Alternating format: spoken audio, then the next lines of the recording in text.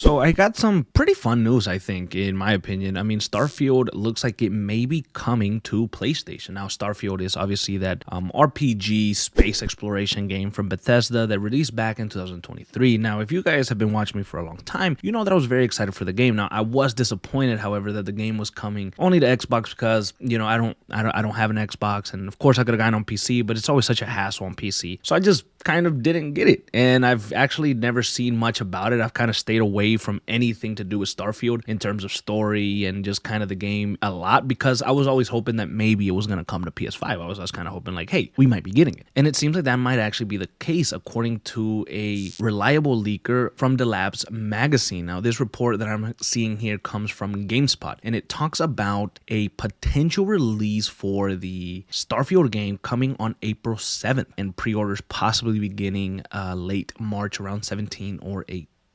And now apparently this game may be costing $60 to $80 on the PS5. So if that's the case, that means that the regular edition would cost $59.99 and the premium edition would cost $79.99. So the price doesn't seem maybe too bad for some people. At $59, maybe I could pick it up. I mean, that's what new games used to cost back in the day. Now, obviously, the game has been out for 3 years now, but pricing is all over the place in gaming recently, to be quite honest with you. Honestly, I think $49.99 would be better because, again, the game has been out for 3 years. So $49.99 would be my guess. That's what I would like, but obviously, that's probably not going to happen. But regardless of all that stuff, I think getting Starfield on PS5 is very interesting. And then for me, like on a personal level, I am very excited. Like now we've been keeping an eye out on the Expanse of Cyrus Reborn because I've been really wanting like this space sci-fi type of RPG game where I can explore and do a lot of things. Now I know that the reviews and the reception for Starfield wasn't as good as maybe people wanted it to be. I remember when the game did come out, some of the stuff that I did hear surrounding it was how bad it was or how it wasn't as big as people wanted it to be. A lot of stuff felt empty and just stuff like that, right? And the thing is that when you have a game that doesn't release the best way and you have a game that's so big that could have had so much potential but then it didn't realize that potential, you have years to work on it and bring updates and fix it. Like you take Cyberpunk, right? All the stuff for Cyberpunk and the